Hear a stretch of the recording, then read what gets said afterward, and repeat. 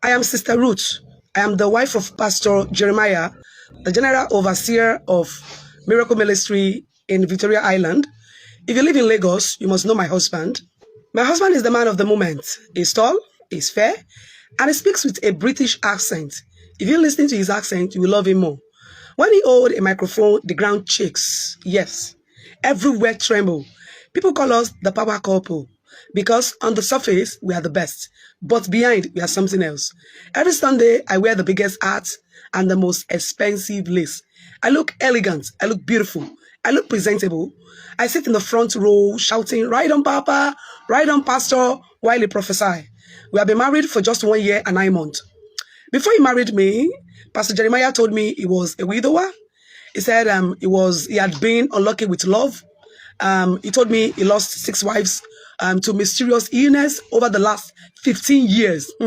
He said the enemy is fighting his ministry. He told me with tears in his eyes. So he said he attacked the woman that he loved to get. I felt sorry for him. I told him, "Daddy, I am here to stay. My head is strong. No evil can kill me." I was positive.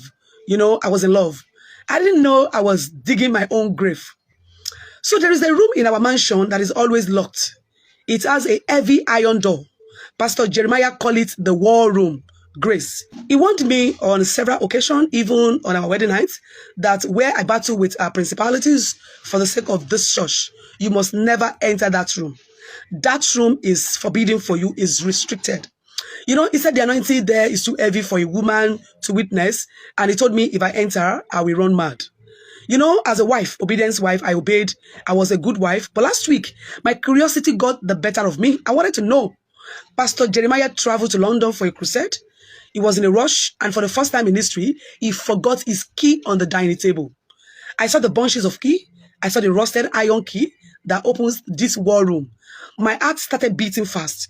Just one peek, I told myself, I just want to see where he prays. I took the key, I walked to the end of the hallway. My hand was shaking as I turned the key in the lock. The door creaked open. I expected to see Bibles, to see anointing oil, maybe a prayer mat. But brothers and sisters, the room was freezing cold. It smelled like mortuary. There were no windows. The only lights came from red candles burning in the corners.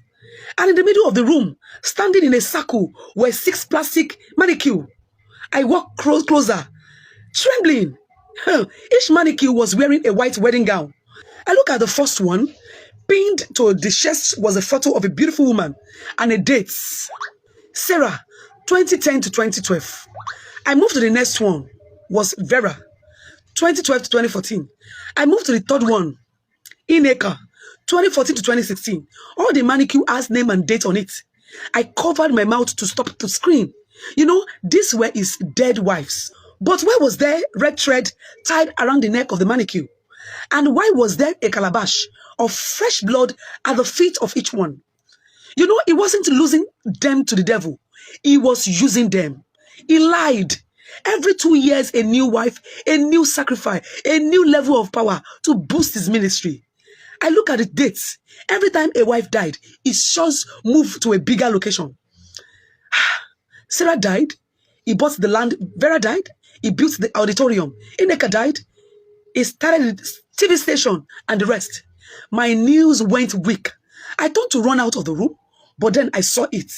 In the center of the circle, there was a 7th mannequin. It was empty, but it was wearing my wedding gown, the exact gown I wore 6 months ago. And pinned to the chest was a photo of me. The date written under my name froze my blood. Hey, Ruth, 2024 to February 14, 2026. February 14, Valentine's Day. That is in 3 days. He told me he was coming back from London on Valentine's Day to give me a special surprise. I didn't scream. The fear was too big for me screaming. I realized why he married me. I realized why he fed me so well. I am not a wife. I am a fattened cow waiting for the slaughter day. I ran out of that room. I locked the door. I placed the key back on the table. I didn't pack any bag. I didn't take any car. If I took the car, the tracker will show him where I am. I took the cash in my purse and ran to the motor park. That was how I saved my life.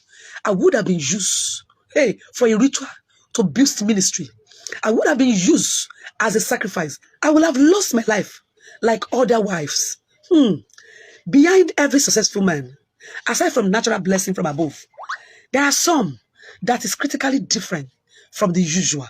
If you investigate, you will know that there is a strong source behind it. Likewise, some ministry, likewise, some churches, some businesses.